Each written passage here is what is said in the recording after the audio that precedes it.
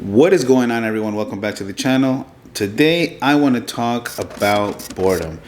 There's no person on this earth that's never been bored for any given reason, and we're going to talk about that and why it would affect your overall well-being, even your habits such as going to the gym, eating right, and all things that are actually good for you. So stick around because that is coming up right now. All right, first of all, we're not going to touch on subjects like depression or maybe feeling anxious, because those are things that maybe I would talk about in another video, but that's not what this is about. This isn't anything that has to do with any issues that we're having and on a mental level, but rather just being bored. So let's continue. First, it's okay to accept that we can get bored from time to time.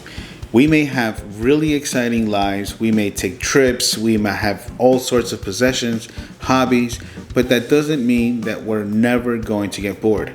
So the sooner we accept it, the easier it's going to be to deal with it and maybe even find solutions to completely get rid of it. At least for that moment, because it may come back. Simply put, most of us can always relate boredom to someone who is at work, at school, and doesn't want to be there, doing something that they don't like. So automatically, if you're doing something you don't like, you either have to add something that you do like, you have to either stop doing that and make something better, or just find a way to enjoy that moment even though you don't have other things at your disposal. Now, why is this something that needs to be discussed on a channel about fitness, motivation, and things of that sort? Well, because that word, motivation. When we're bored, we're not motivated to do anything. Now, technically, we should always have something to do, but we are just not in the right mind state to want to do something, even if it's good for us, because of how bored we are. So we learn how to get rid of the boredom first, and then we'll see that we'll want to do these other things that are better for us, like going to the gym. Maybe instead of ordering some food, we'll have the desire to actually make something for ourselves, maybe even for our loved ones. And that's where all that comes from, being able to deal with the fact that, we're not going to be having fun all the time, but we still have things to do, a life to keep up with. The fact of the matter is that no matter what, we live in a world where there's so many things available to us. Something as simple, as small as having a cell phone gives us so many things. Then we got the headphones, then we got the watch, then we got the laptop, then we got so many other things that we had before all this technology, that we got used to doing all these things at once, to getting all that stimulation all at once. So what happens if it's missing? Well, it's not the same anymore, is it? Think about a dish I'm thinking of like a nacho platter, right? Do you like tortilla chips? Yeah, on their own, I kind of like them. Do you like tomatoes? Maybe you do. Do you like sour cream? I mean, not by itself, but I do like it on foods. Do you like seasoned beef? I do. Do you like shredded cheese? Yeah. Now, all these things might be pretty good on their own, but when we have them all together, they're a lot better. So it may take away from us enjoying it. So let's say someone says, I can't make you a nacho platter, but I have shredded cheese. How excited are you? Not so excited.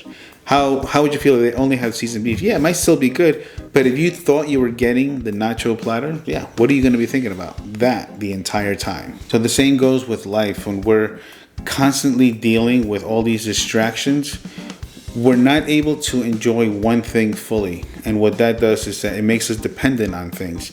If we're home and we're playing on our guitar while we're talking on someone by text, and we'll watch something on TV while we have music playing in the background, and there's people all around us and we don't talk to them, well, chances are we don't know how to fully engage into one thing, to focus on it and be able to concentrate and fully get all the benefits out of it. So when we learn to live without so many things stimulating us at one time, we'll start to allow each individual things to stimulate us on a higher level, on a deeper level, because everything has a way to do that. Everything can be enjoyed even more if we actually take the time to do it. The reason this is important is because when we have to go to the gym, because yes, sometimes we just have to, we don't always want to, we don't feel stimulated enough to do it, because we're just thinking, oh, I'm going to go and be on the treadmill. Oh, I'm going to be lifting weights. And we're just so used to having so much out of life that that's not doing it for us anymore. Well, kind of like somebody who's bored of their own actual current routine, they have to switch that up as well. So if you're only doing biceps and back all the time, just as an example, because no one just does that, you would have to start implementing other muscle groups, other kinds of workouts. Maybe stop doing the ones you're doing for now and switch them with other ones, because there's always alternatives. And what it does, it allows your brain to get the same benefits that you've already been getting, but with something new and in a new matter. And what that does, it makes things exciting. Whether it's not going to be exciting like being on a roller coaster, but just little bits of excitement go a long way, and they help us maintain habits that are good for us. And even from a non-workout perspective, if you're bored, even if it's one time, that's okay. Or if it is one time, it's no big deal. But if this starts to happen more often, it could affect our mood. Maybe not in a level, like as I mentioned earlier, that we'll need to seek help, but it'll affect our mood, and it becomes part of our personality, or maybe it affects what we do. Whether we don't want to cook anymore, so we start ordering food. We don't want to do the same workouts, so we kind of just stop doing that. And we want to change those things up as well, even though they're part of our routine. If we can implement new things to that, we'll continue to find joy in these things. And if you're not enjoying your life right now, chances are you don't really want to do more things that are probably laborious. Because let's face it, working out is hard. And if you're not in the mood to do it, you got to do something that even harder. Because if we're just sitting around bored, what makes you think that we're going to want to just stand around lifting heavy things? It's just, yeah, we do. A lot of people have the willpower to do it, but that doesn't mean that naturally it's part of us.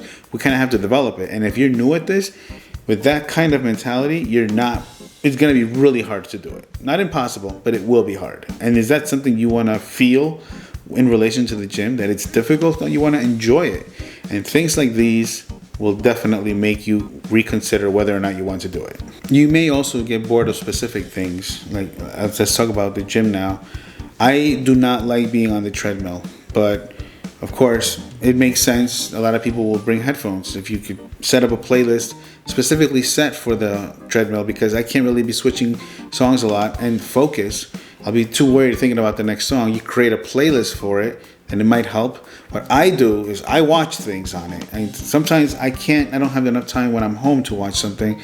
So I set myself the time to do it then. And you know what? If I'm going to be watching something on my phone, I'm not going to be watching it for 15 minutes. So now I start placing myself on these places where I don't even like to be for at least 30 minutes, 45 minutes, maybe even up to an hour. There's been a couple of times where I've been even longer, but I just consider that an extra day where it's not the norm. But typically, if I go for about 30 to 45 minutes, I get to see things that I want, and then I'll be able to get a long workout. And maybe I don't have to be as intense, but it being a long workout already is helping your heart. It's already helping you burn calories. And for me, since I had my accident, it's helping me getting more used to exercise on a lengthy basis. So in conclusion, it's normal to be bored. I'm just saying that we could fight it. We could battle against it. And what we're gaining from that is eliminating all risks from it affecting our daily lives. It's normal to have it, but we can also overcome it. And it's better to do that than to let that overcome us.